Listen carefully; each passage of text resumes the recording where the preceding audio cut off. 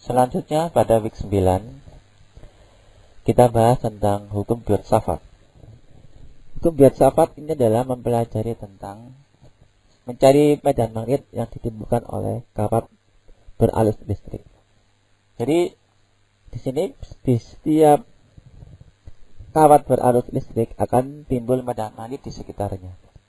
Jadi ini adalah eksperimen Ørsted tahun 1819, di mana dia mendapatkan gejala bahwa arus listrik dapat menghasilkan medan magnet sehingga dapat menyimbangkan jarum kompas.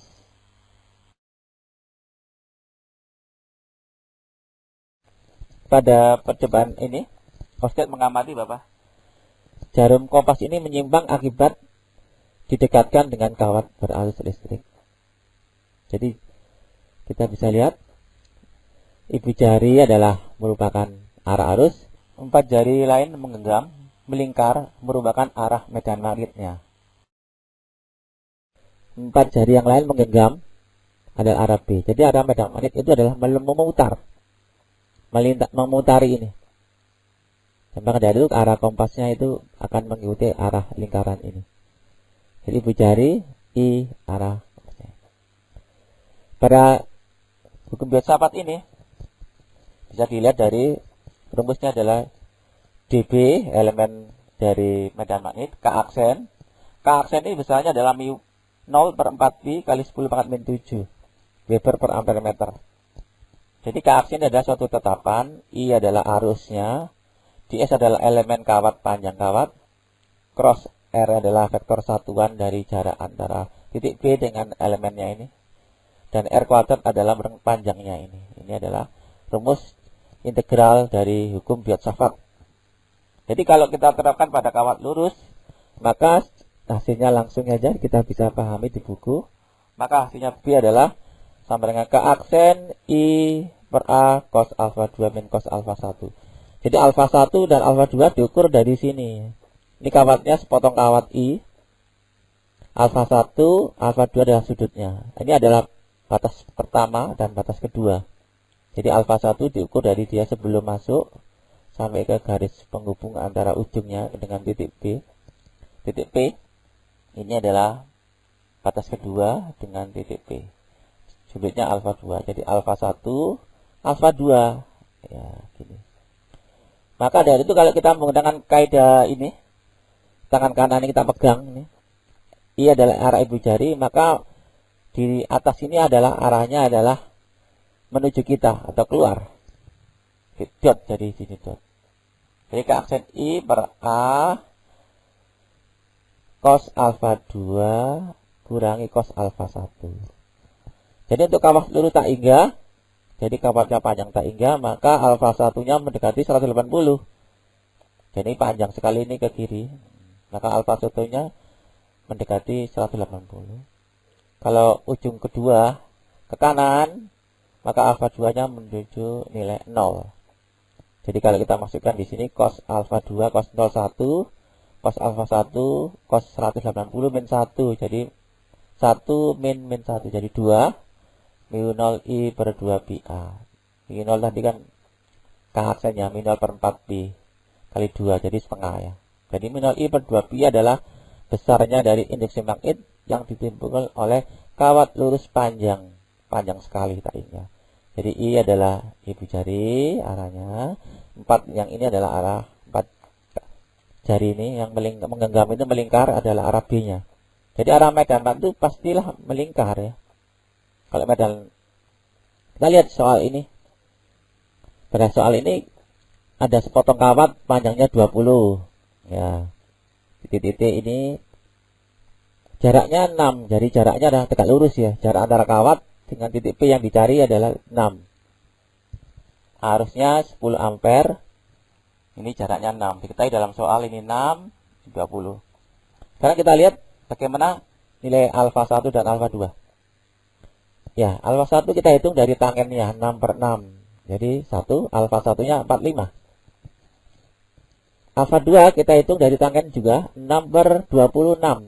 Ya, total ya. Jadi alfa 2-nya 13 derajat.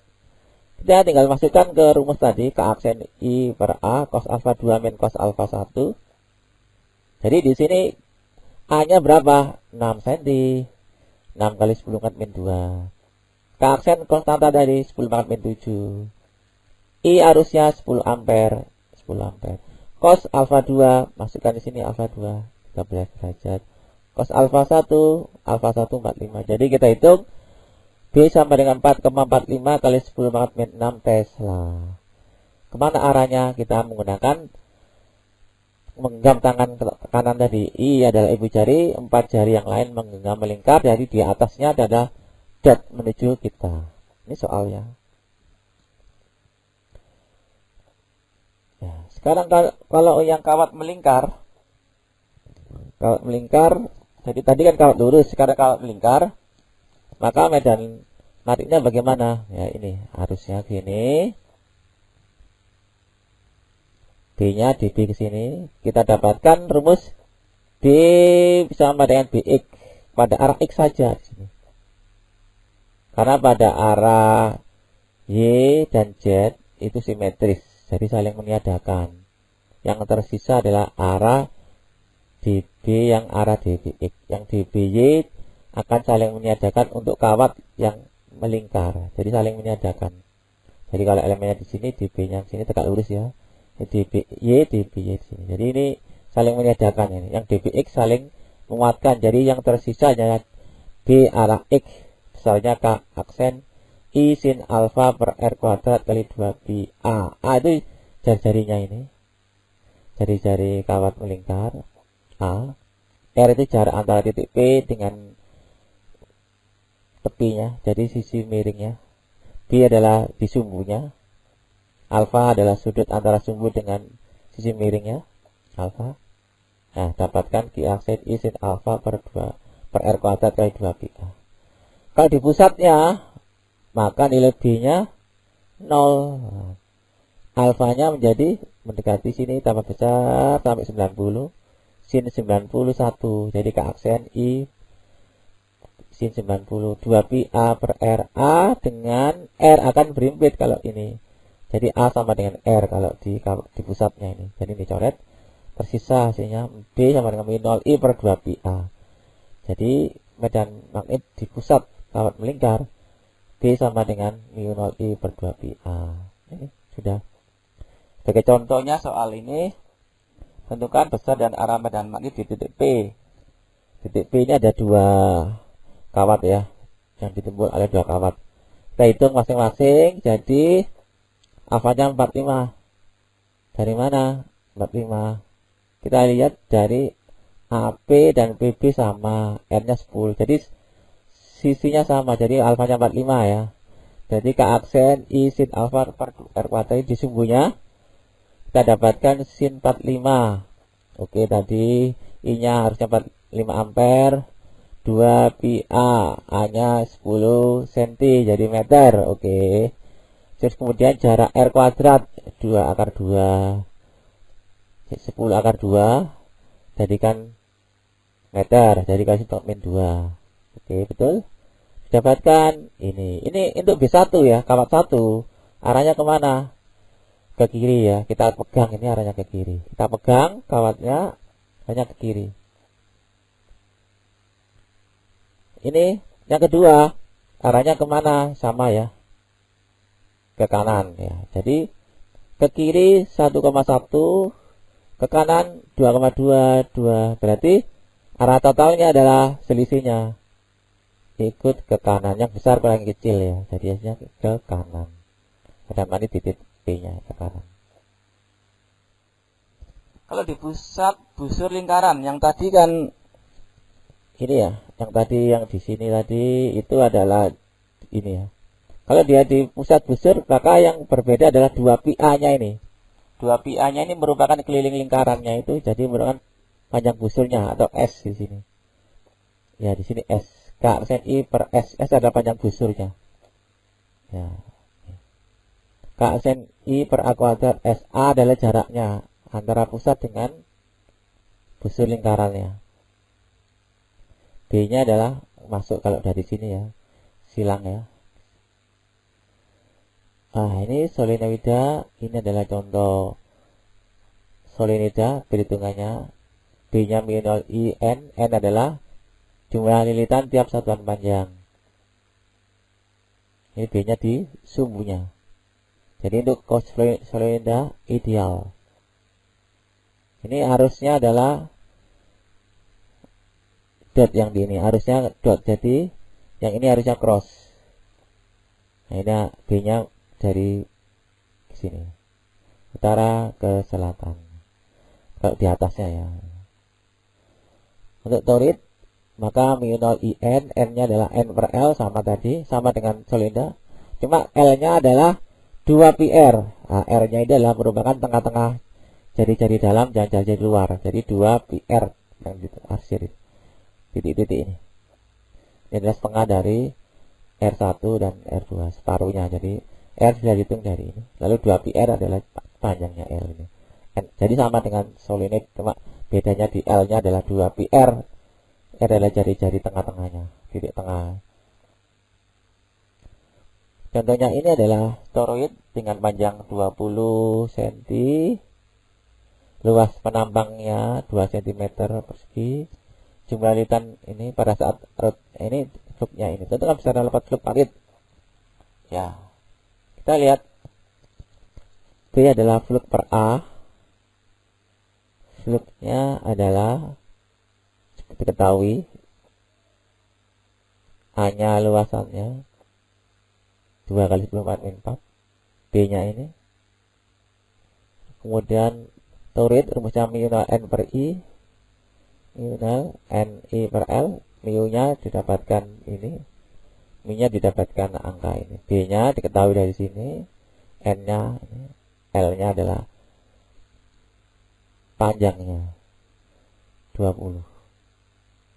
Jadi panjangnya di tengahnya itu. Tengah-tengahnya berarti. Panjang torit.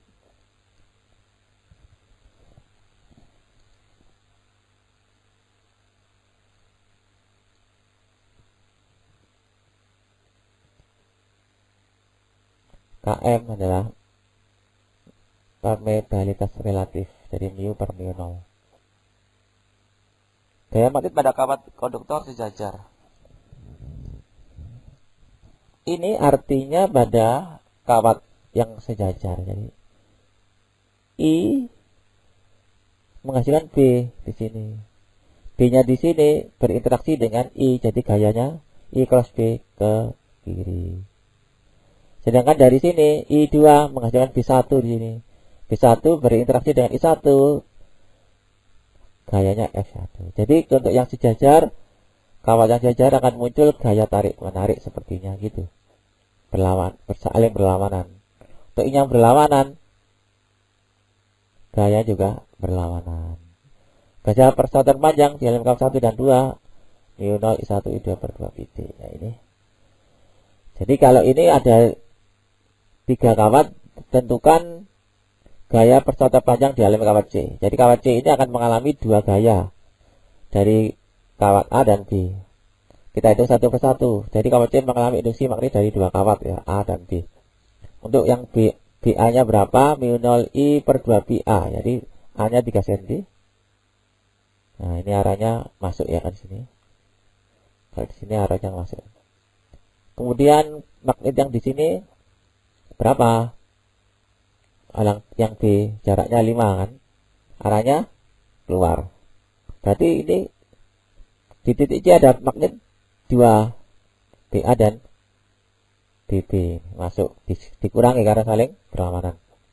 Maka gayanya yang di dalam kawat C, FC per LC tinggal IBC. Jadi kita lihat dari hasilnya ini 10 kali ini 1,2. Hasilnya adalah 12 kali 10⁴ Newton per meter ke kanan.